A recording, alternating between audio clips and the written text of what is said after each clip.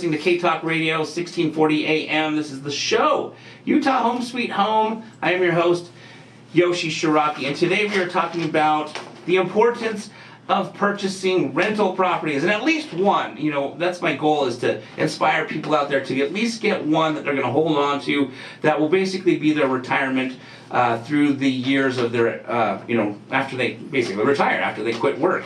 And we're going to go diving into now what's called the BRRRR strategy. It's a strategy that I learned possibly 13, 14 years ago from a mentor of mine, where you're going to go out and you're going to buy a property that needs work. You're going to then rehab that property because it needs work. Then you're going to turn around and rent that property and then refinance out of the original loan that you used to purchase that property, which is what we call typically a hard money loan. Okay, so listen and pay attention, because this is going to get confusing if you're not listening. So the traditional method that most people have purchased rental properties, they save up a down payment, and then they go out, they got a good job, they got a good savings, and they go out and put a down payment on a property, and then they basically turn around and rent it. So here's an example of how the traditional method kind of works for people that are not implementing the BRRRR strategy. They're going to purchase a home for around $250,000, which we talked about, a second ago. The Glendale area is selling for $250, $260, $270, and this is probably one of the cheaper, more affordable price points in Salt Lake County. So there's several different pockets where you can find homes at this price, and Glendale happens to be one of them. Rose Park probably, some spots in Magna. So assuming that you're going to try and find a property in this price point that hypothetically cash flows, this is what the example looks like. And the BRRRR will work anywhere. You can buy, in Holiday, in Mill Creek with the BRRRR strategy, in Sandy, wherever. The tricky thing, obviously, is keeping your monthly mortgage payment lower than your rental income, so that you at least break even or have some cash flow at the end of each month. But the example here is you're going to purchase a home for $250,000. Well, typically, and it depends on your lender, but typically an investment property requires about a 20% down payment.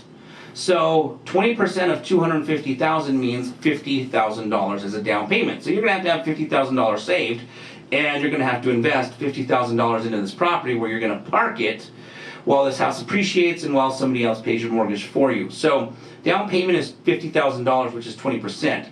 Now, the mortgage you're going to get is $200,000, right? Because you purchased it for $250,000, but you already put $50,000 down, so now your mortgage payment is $200,000. And it probably is going to need maybe about $10,000 in repairs, because you got to spruce it up, you got to put new carpet, you're going to have to paint it, make it attractive so that you can turn around and rent it. So in this example, let's assume you're going to do a little bit to it, and maybe you don't have to do anything at all. Maybe you find a house for $250,000 that's totally ready to go. But assuming you want to spruce it up a little bit, you're going to spend about $10,000. So your initial investment is your $50,000 down payment, and of course the $10,000 in rehab. So you've got $60,000 all in as your initial investment. Now, your mortgage payment is going to be $1,135, amortized over 30 years. So, and again, that's going to vary depending on what kind of interest rate you're going to get. But on average, it's going to be about $1,135. Taxes and insurance is going to be $170 per month, which now you're generating rental income in this neighborhood for about $1,600 per month. So that neighborhood, homes in that neighborhood, will typically rent for about $1,600 per month.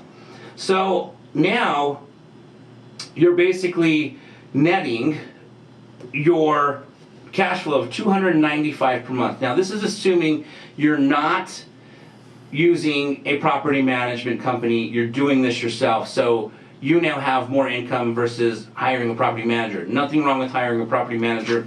I personally hire property managers because I don't want to manage my properties. But this example here, just for the sake of this example, is you did not hire a property manager because you feel that you can do it yourself. And so now you're going to net $295 per month, which then is a yearly cash flow of $3,540, which means your return on investment, the $60,000 that you initially put into it, the $50,000 down payment and the $10,000 repairs, your return on investment now is 5.9. Okay, so if you implement the BRRRR strategy, you're going to purchase the property with a hard money loan, but you're going to purchase, let's say for this, and this example is the house literally next door, okay, literally right next door. This is not like going to another city outside of Utah or something. This is literally the same neighborhood, house next door. You're going to find a house, and typically you're going to find this house off market. We do this all the time. Off market means it's not on the MLS. Now, can you find it on the MLS? Absolutely. There are deals that you can find on the MLS, but we find deals all the time off market, and we're purchasing them cash using a hard money loan where we're going to pay out the person who's the seller really, really quick. Because we're getting a hard money loan, we can usually fund the transaction in 3, 4, 5, 6, 7 days, if need be. We've done it even in 24 hours, where we've submitted the offer and closed the next day. That's a little bit quick, not typically normal, but 7 days or less, 3 to 7 days can be very normal in a transaction where you're telling the person, listen, I can give you money quicker, I can give it to you in 7 days versus 30 to 45 days it's going to take somebody to come and get a loan, because the loan process is a 30 to 45 day process. So by getting the house, paying for the house cash quickly, and the home needs repairs, you're going to purchase that same home for $175,000. Okay, you're going to get a discount, it needs some repairs, and you are obviously paying cash to close quickly. This is something that's done all the time. It's not something that's, as I share this isn't like, oh, this is once in a while. We do this all the time, but again, it's typically off market. And the reason why you want to spend some time looking for properties not on the MLS that are off market, this is what investors do who fix and flip properties, who buy lots of rental properties, is because there's minimal competition to drive the price up. There's less bidding wars if you're the only person bidding, if that makes sense. So now, because we're leveraging a hard money loan, we come in, our initial down payment, which typically is paid, depending on who your hard money lender is, at the back end when you refinance. You don't even have to have that money now. You don't have to have the initial down, which is about $10,000, because that's the cost it's going to take that the hard money lender is going to charge you in hard money fees. So your down payment is only $10,000, which is really hard money fees, which you don't even have to have right now, because it'll come to them sometimes in the back end of the refinance. Now, I shouldn't say always, but depending on how good the numbers are on the property you've locked under contract, it can come through the back end. So you sometimes don't even need that $10,000 now. What you will need, though, is the rehab money. Okay, so now you've got a mortgage note of $175,000 because you borrowed the entire amount. You borrowed $175,000 from the hard money lender. Now your note is $175,000. But this house needs a little bit more repairs than the house that you bought next door, that you bought for $250,000. We talked about this being a little more rough around the edges. So your rehab cost is going to be closer to $20,000 versus $10,000. So now your initial investment is $30,000.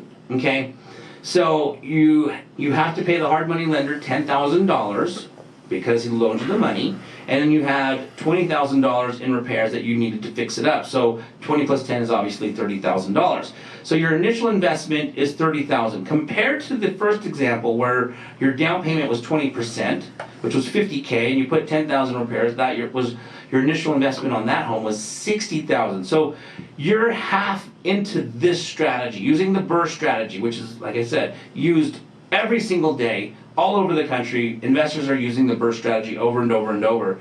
They were able to, if they had $60,000 in this particular example so far, they're able to leverage that money and buy 2 houses versus 1. Far better strategy than just the traditional method, in my opinion. Okay, so now your initial investment is $30,000. Well, because your acquisition was less, in this case it was $175,000 versus the $250,000, your monthly payment is less as well. So now your monthly payment is only $993 for your mortgage payment versus example 1, which is $1,135. Okay. Now taxes and insurance are the same, it's $170, and the rent's the same, it's $1,600. But because your monthly mortgage is less, you're now netting, again, assuming you're not using a property manager, $437 per month of cash flow, which now annually, every year, you're generating $5,244 per year, which your return on investment is now 17.48% ROI versus the first example at 5.9. Okay, so your return on investment is 17%. I mean, that's great return on your money. So by implementing the BRRRR strategy, you're able to leverage the money that you do have. And in this example, this investor had $60,000. In example 1, they were only able to buy 1 house. In an example 2, with that same $60,000, they were able to buy 2, which is why you hear these investors have so many rental properties. Their portfolio is so large is because they're implementing strategies like the BRRRR, where they can leverage the same amount of money and take it further by utilizing different strategies like the hard money loan.